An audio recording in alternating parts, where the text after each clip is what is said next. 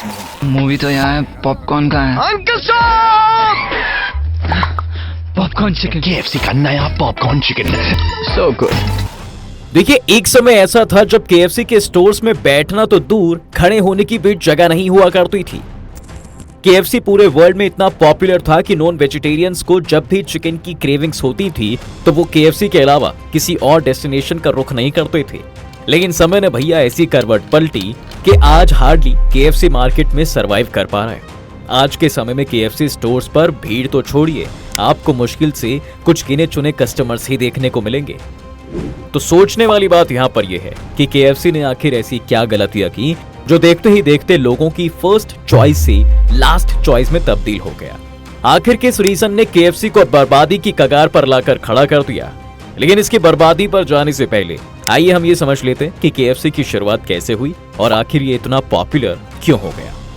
KFC so good. So good, ये tagline के खत्म होने वाले केएफसी के एडवर्टाइजमेंट को आपने बहुत देखा होगा। इवन आप में से कई लोग तो इसकी क्रिस्पी और क्रंची चिकन से फिल्ड उस रेड बकेट को देखकर इसे खाने भी गए होंगे, जिसके ऊपर केएफसी के फाउंडर कर्नल सैंडर्स का चेहरा आज भी बना नजर आता है। आंखों में चश्मे, सफेद सूट बूट, हाथों में छड़ी और सबसे खास गले में बो वाली काली टाई वाले इन अंकल ने दुनिया को चिकन का एक ऐसा फ्लेवर दिया कि चाहे संडे हो या मंडे, फैमिली का अड्डा केएफसी ही हुआ करता था। लेकिन केएफसी को बनाने की कहानी केवल एक दिन की नहीं है, बल्कि सालों की मेहनत है।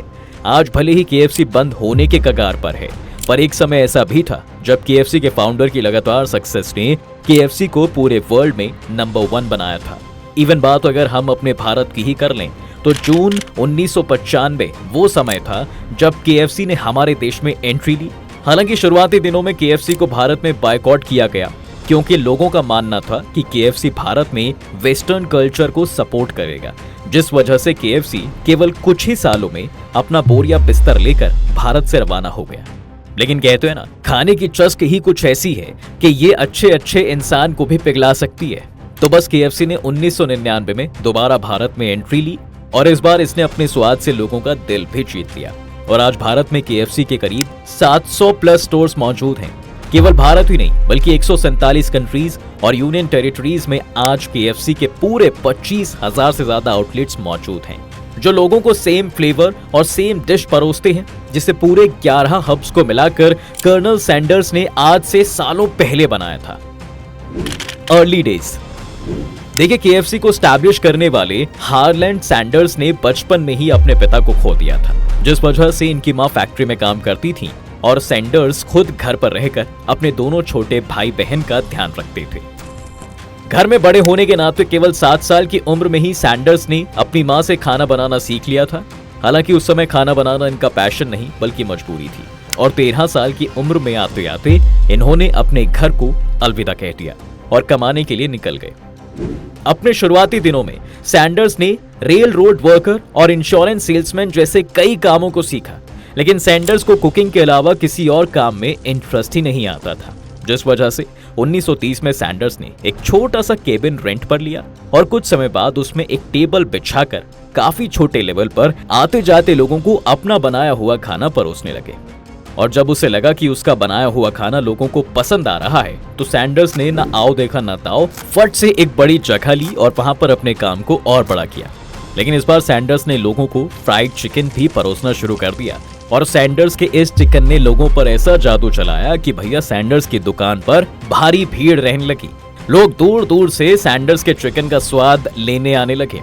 सैंडर्स के चिकन से वहां के गवर्नर भी इतने इंप्रेस हुए कि 1936 में उन्होंने सैंडर्स को कर्नल के एक ऑनरी टाइटल से नवाजा। अब इसके बाद तो सैंडर्स ने एक नया और बड़ा होटल लिया और उसे the Sanders court and cafe का नाम दिया। होटल खोलने के बाद जब सैंडर्स को यह रियलाइज हुआ कि अब उनका चिकन उनके शहर और देश के बाहर भी फेमस हो रहा है, तो सैंडर्स ने अपने चिकन की रेसिपी बेचना शुरू कर दिया और देखते ही देखते केंटकी फ्राइड चिकन के नाम से जगह जगह पर शॉप्स खुलने लगी। होटल्स एंड रेस्टोरेंट सैंडर्स को उनकी रेसिपी और नाम को इस्तेमाल करने के लिए एक मोटी रकम देते थे। बाकी बदलते समय के साथ साथ केंटकी फ्राइड चिकन का नाम बदलकर केएफसी कर दिया गया और लोगों में सैंडर्स का चेहरा केएफसी की पहचान बन गया। लेकिन जैसे जैसे केएफसी के आउटलेट्स पूरे वर्ल्ड में खुलते गए, वैसे वैसे केएफसी की डिमांड में गिरावट आने लगी। इवन खुद सैंडर्स ने इस बात को पब्लिकली कहा था कि फ्रेंचाइजीज ने उनके टेस्ट को पूरी तरह से बदल कर रख दिया है। वो अपने चिकन के टेस्ट के बदले जाने से बिल्कुल खुश नहीं थे। लेकिन इससे पहले सैंडर्स कुछ करते 16 दिसंबर 1980 को सैंडर्स की मौत हो गई और यहां से शुरू हुई केएफसी की उल्टी गिनती। वैसे देखा जाए तो 1960 में सैंडर्स ने जब अपनी फ्रेंचाइजी को पूरी तरह से इन्वेस्टर्स को सेल किया था, तब से ही केएफसी के बुरे दिन शुरू हो गए थे। लेकिन सैंडर्स की मौत ने रही सही कसर भी पूरी कर दी भैया। केएफसी की डिमांड देखते ही देखते कुछ इस कदर कम हुई कि इसके कई आउटलेट्स तो रातों रात बंद हो गए और कई बड़ी मुश्किल से सरवाइव कर रहे हैं। हालांकि केएफसी की बर्बादी के पीछे इनकी ही कई गलतियां हैं। चलिए उन सभी गलतियों को एक एक करके आपको बताते हैं। सबसे पहली, the food continuous to decline in quality. देखिए, हमारे भारत में ग्राहक को भगवान के समान माना जाता है, लेकिन सोचो क्या हो अगर कोई दुकान अपने कस्टमर की ही पसंद और नापसंद का ध्यान ना रखे, तो जाहिर सी बात है भैया कि ऐसी दुकान अपनी बर्बादी की ओर ही बढ़ेगी।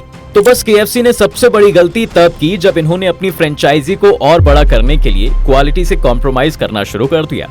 और तो और जिस रेसिपी, टेस्ट और फ्लेवर्स के लिए एक समय पर कर्नल की दुकान ने रफ्तार पकड़ी थी, केएफसी ने उस टेस्ट को भी पूरी तरह से बदल कर रख दिया। केएफसी के फ्राइड चिकन के flavours real colonel chicken recipe से बिल्कुल मेल नहीं खाते थे। साथ ही सैंडर्स जिन 11 हर्ब्स को मिलाकर अपने चिकन का स्वाद बढ़ाते थे, उन फ्लेवर्स की केएफसी ने ऐसी धज्जियां उड़ाई कि अब ये 11 हर्ब्स चिकन पर केवल सॉल्ट का टेस्ट देते थे।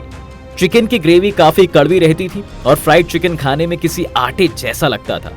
कस्टमर्स को रियल रेसिपी और न्यू रेसिपी में फर्क दिखने लगा था, जिस वजह से धीरे धीरे करके लोगों ने केएफसी के चिकन को एकदम से ही इग्नोर करना शुरू कर दिया।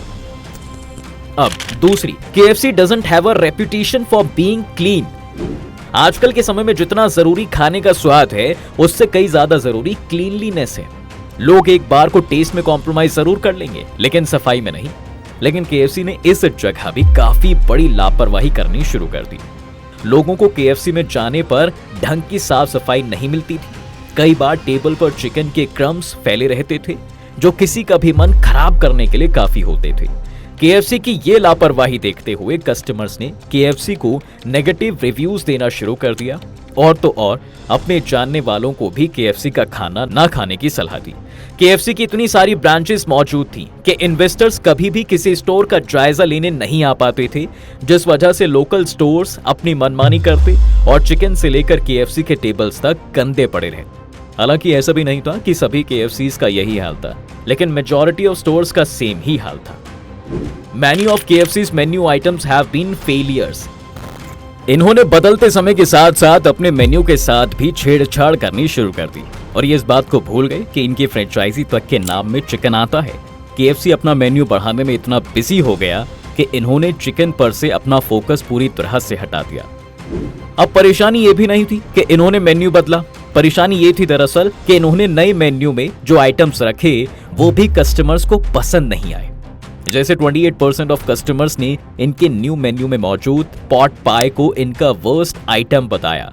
साथ ही लोगों का मानना था कि न्यू मेन्यू की रेसिपीज में भर भर के सैचुरेटेड फैट मौजूद हैं, जो बेशक उनकी हेल्थ के लिए हानिकारक है।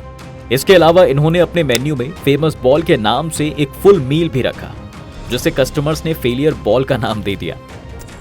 KFC has had several marketing fails. देखिए, मार्केटिंग एंड एडवर्टाइजिंग किसी भी बिजनेस को बूस्ट करने के लिए करवाई जाती है, लेकिन केएफसी ने इन दोनों ही फील्ड में मात खाई। बात अगर मार्केट की करें तो केएफसी ने 5 मई 2009 को एक popular American talk show Oprah Winfrey पर अपनी ऐप पर एक फ्री कूपन जारी किया था, जिसके अकॉर्डिंग कस्टमर्स को केएफसी ऐप से एक कूपन डाउनलोड करना था, जिसके बाद किसी भी नियर बाय केएफसी रेस्टोरेंट में उन्हें फ्री में 2 pieces grilled chicken, 2 individual sides और एक बिस्किट फ्री मिलता। केएफसी ने अपनी इस मार्केटिंग स्ट्रैटेजी को लोगों के बीच लाने से पहले एक बार भी ये नहीं सोचा था कि ये आगे चलकर उन्हें कितना बैकफायर करने वाली है, क्योंकि करीब 10.5 मिलियन लोगों ने फ्री कूपन को डाउनलोड कर लिया और सीधे केएफसी में लेकर पहुंच गए। देखते ही देखते केएफसी में अपना फ्री कूपन रिडीम करवाने के लिए कस्टमर्स की लंबी लाइन लग गई और केएफसी ने करीब $42 मिलियन का खाना केवल फ्री में बांटा है। लेकिन इस बीच काफी रेस्टोरेंट्स में चिकन की कमी हो गई, तो कुछ रेस्टोरेंट्स ने कस्टमर से बचने के लिए रेस्टोरेंट्स ही जल्दी बंद करना शुरू कर दिया, जिसका नतीजा ये हुआ कि KFC अपना वादा पूरा करने में बुरी तरह से फेल हुआ और इन्हें ऑफिशियली सबके सामने माफी भी मांगनी पड़ी, जिस वजह से कस्टमर्स में KFC की बात की ऑथेंटिसिटी एकदम खत्म हो गई। अब बात अगर एडवर्टाइजमेंट की करें तो KFC ने शुरुआत से ही कर्नल सैंडर्स को अपना ब्रांड फेस बनाया हुआ था। कर्नल सैंडर्स KFC की बकेट्स, वॉल्स और टेबल से लेकर पब्लिक एडवर्टाइजमेंट्स में भी नजर आती थी। लेकिन जब कर्नल सैंडर्स की मौत हुई तो KFC ने कई एक्टर्स, कॉमेडियंस और कार्टून्स को कर्नल सैंडर्स का चेहरा देना शुरू कर दिया, जिसका जितना पॉजिटिव इम्पैक्ट नहीं हुआ था। लोगों को ऐसा लगने लगा कि KFC कर्नल सैंडर्स के चेहरे के साथ खेल रही है। इससे कर्नल सैंडर्स का अपमान होता नजर आता है। It hasn't kept up with the competition. देखिए भैया, आज के दौर में कंपटीशन कॉमन है। आप किसी भी फील्ड में जाओ, आपको कंपटीशन देखने को मिलेगा ही मिलेगा। KFC इसी कंपटीशन को सही से झेल नहीं पाया। इवन इंडिया में भी सबसे पहले अगर किसी इंटरनेशनल फूड बिजनेस ने एंट्री की थी तो वो KFC ही था। अब वो बात अलग है कि आज के समय में मैकडॉनल्ड्स, पिज्जा हट, स्टारबक्स और डोमिनोज जैसे फूड फ्रेंचाइजीज KFC को काफी पीछे छोड़ चुके हैं। शुरुआत में तो KFC भारत ही नहीं बल्कि पूरी दुनिया की फर्स्ट चॉइस था, लेकिन जैसे जैसे मार्केट में KFC को कंपटीशन देने के लिए और बिजनेसेस आते चले गए, KFC की डिमांड कम होती गई।